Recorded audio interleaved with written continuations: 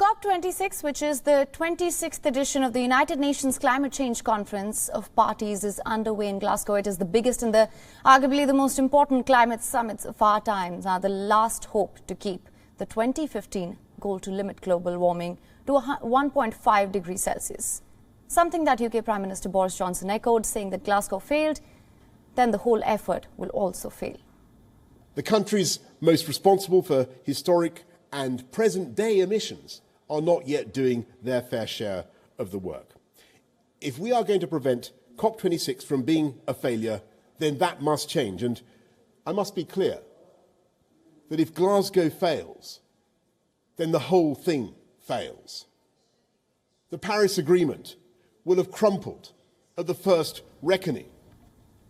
Johnson, whose government has outlined plans to reach net zero carbon emissions by 2050, also welcomed moves to reduce pollution from countries including Saudi Arabia, Russia and the United States. But when asked about the chances of success at the summit, he only gave it a 6 out of 10, saying it was a touch-and-go situation.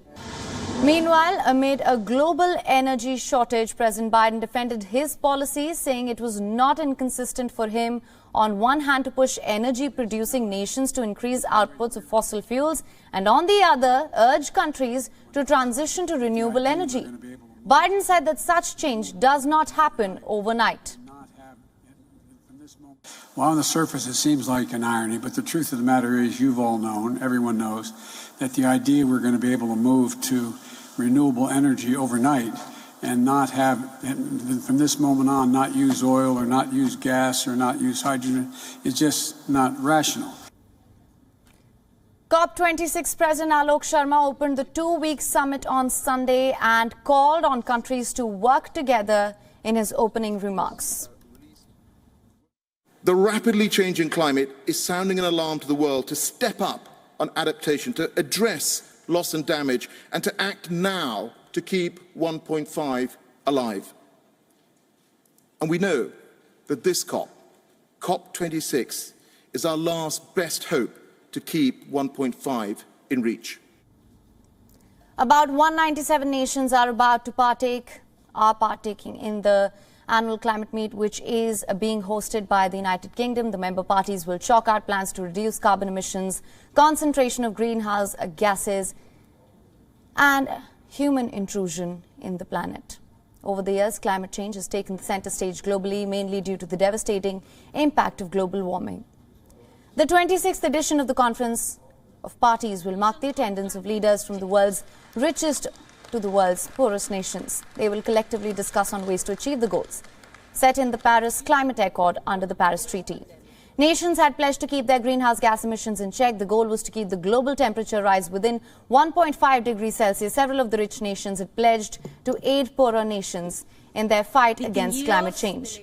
The call for a healthy Earth continues to grow louder as the global temperature rise continues to trigger devastating heat waves, wildfires, floods and storms around the world. And according to weather forecasters, Europe and the US witnessed their hottest summers this year. Scientists warn against more frequent calamities and destruction of ecosystems amid temperature rise. The global temperature has already risen by 1 degree Celsius. Thus, quick and drastic cuts in emission is the need of the hour. Richer nations are expected to announce larger sums as aid to help the mid and low-income nations in their battle against climate change. Developing nations like India are likely to emphasize on lessening carbon emissions at Glasgow.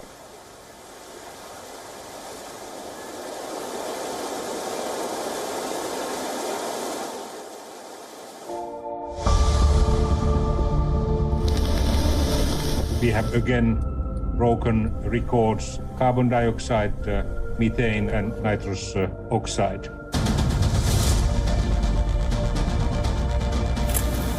This is the opportunity for the world to try to stop climate change getting out of control.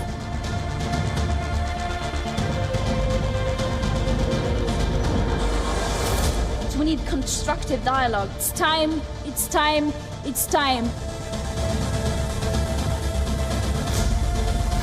This is doable. The bottom line is, folks, that as we stand here today, we believe we can make enormous progress in Glasgow.